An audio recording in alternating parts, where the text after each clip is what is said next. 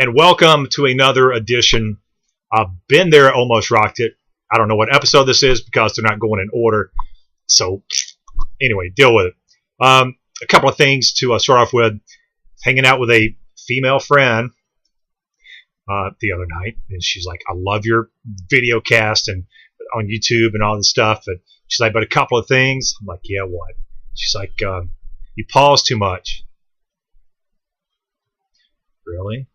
And she's like, the lighting could be better. Well, I live in a cheap apartment. I'm a bachelor. Half the lights don't work. So just let me do my thing. But she says she watches all these. If you really watch this, then I want a response to that. Only one person knows what that means. Because I do. I mean, I want. Anyway, today, basically, if you've watched these video casts, I've written a book called Been There, Almost Rocked It, and trying to get it published. Pantheon Press, Simon & Schuster, anybody, whoever did Howard Stern's books, whoever did Sammy Hagar's books, whoever does any of the autobiographies and stuff, hook a brother up, man. I'll make it worth your while. 475 concerts I've been to. I've got a story to tell about every one. So I'm going to do this one. I'm trying not to do profanity. I've realized that I dropped the F-bomb quite a bit. And, you know, if I ever want a sponsorship on this thing, sponsors, I'm available. So I know I can't say certain words. So although the subject of this one is out there also. So this one is called, believe it or not, How Johnny Bon Jovi Got Me Laid. How Johnny Bon Jovi Got Me Laid. And he doesn't even know.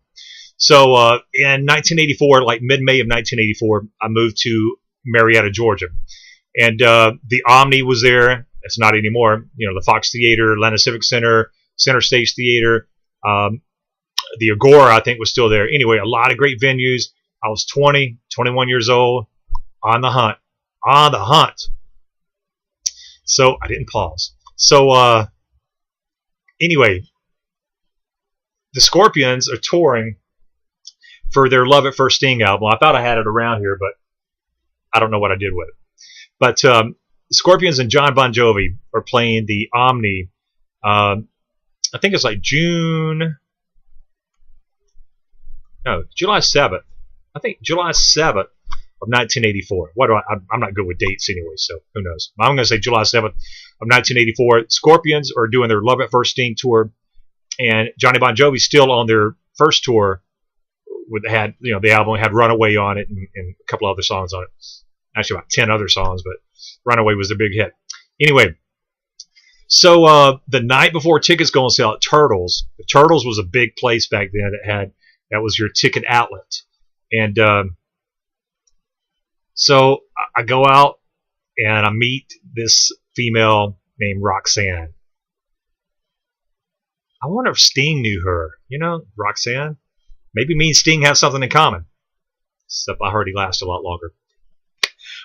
Anyway, so I meet this female, Roxanne, long, blonde, curly, 1984 female hair, just, yeah. And so I end up at her apartment, and we exchange pleasantries, and the sun comes up the next morning, and I don't know if Roxanne was expecting breakfast or something, but I knew that tickets were going on sale at 10 o'clock for the Scorpions and Bon Jovi, and it was probably about 7:45 or 8 o'clock in the morning. So I was like, nah, I gotta go get tickets.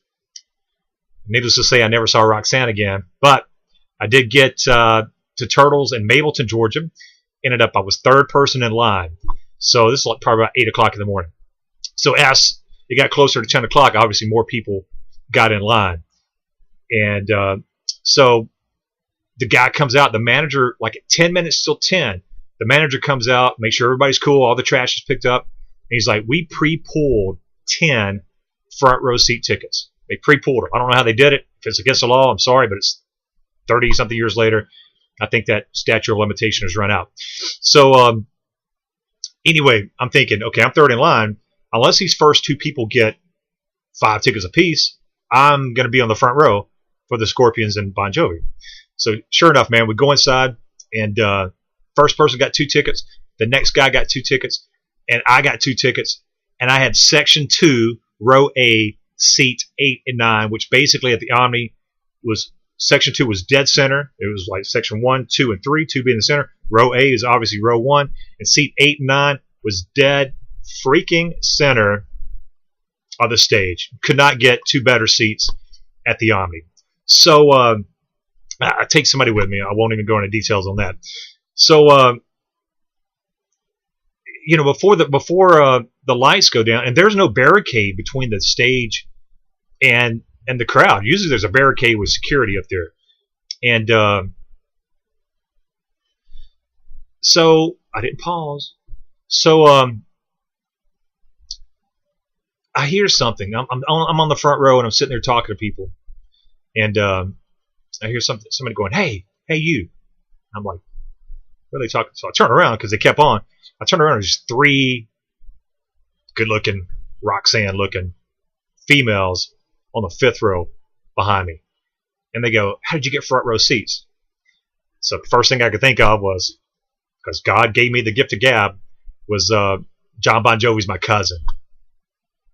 Hey, what was I going to say? So they're like, what? I said, yeah, Johnny Bon Jovi's my cousin. So he got me, look, I got the best seats in the house. So the lights go down, and he's got this long-ass hair, 1984 hair. And so he comes running out. I'm right up front. I hold my hand up for him to shake my hand. And sure enough, he runs by and gives me the old brother handshake and runs around and is doing all his stuff. And Richie Sambora's there, and Tico Torres, and the whole original lineup for Bon Jovi back in '84.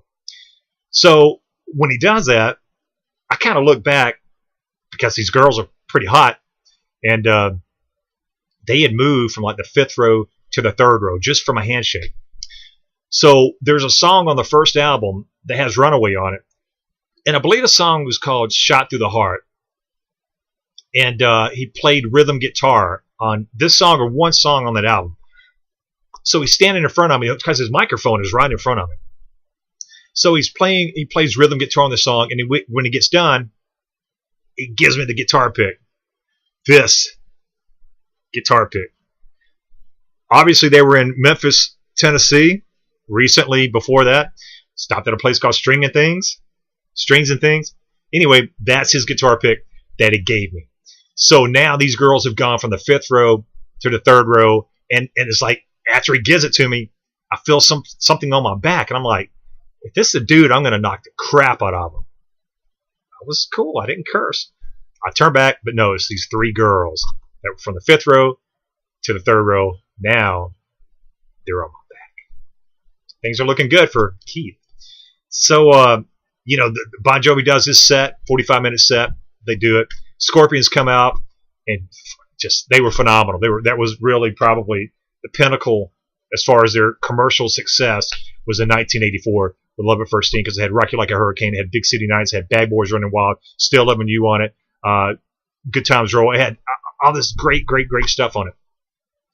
So after the show, and these girls stay up front row with me. I mean, security comes by, and I was like, oh, they're cool. And they listen to me. I don't know why anybody listens to me, but anyway, you have for 8 minutes and 41 seconds. So I'm not thinking ahead, kind of. But so when the show's over, these girls are like, hey, since he's your cousin, you think we can meet him? I'm like, oh, man. I said, I didn't really think about this. So I said, hold on a second. So I walk over to security, who's like stage right, keeping the boobs in and the guys out. It's the way it worked back then. So I walked up to him. I said, dude, whatever you do, just shake your head yes, and then shake your head no. And that's all I want. So I go over, and I was like, yeah. And he's doing this number. And I said, blah, blah, blah, blah, blah. And he shakes his head. So I said, okay, thank you. So I went back to the girl. I said, you know what? I said, I'm going to hell for this. But I won't be alone. So I go back to these 3 girls, and the floor is clearing out. Security's going, everybody's got to leave. Everybody. I said, hold on, man. So I went back and said, you know what? They've got a show tomorrow, like in Tampa, Florida, like a 9-hour drive, and they've already left. I said, I'm not even going to get to hang out with them tonight. So and they said, well, thank you for trying. Oh, by the way, we're staying at the Omni Hotel, adjacent to the Omni. These girls are from Charlotte, North Carolina. 22, 23 years old. On the loose like me. So, on the loose and on the loose, you put those two together, you see where the story's going. So anyway, being I was Bon Jovi's cousin, we, Marfa, Texas, had to throw that in. So being that I'm Bon Jovi's cousin, his cousin, we go back to the Omni Hotel, partake in some beer and whatever else. And all I can say is that the king size beds at the Omni Hotel will hold 4 people comfortably. Comfortably. I can't even talk anymore. That was a good time, so it's kind of got me tongue tied here. But thank you, John Bon Jovi. 32 years later, it's like it happened yesterday. Anyway, that's my story. Now, Johnny Bon Jovi got me laid. Some people know the story. Some people don't. So now everyone does, and my female companion, one more time,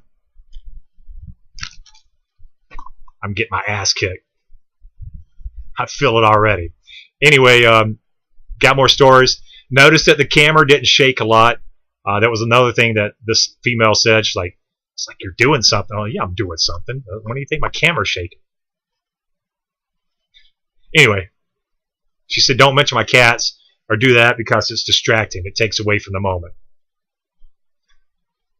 Once again, I'm not going to listen. So anyway, that's my story. And, wow, my life has been pretty cool. Anyway, peace out. And I'll see y'all later.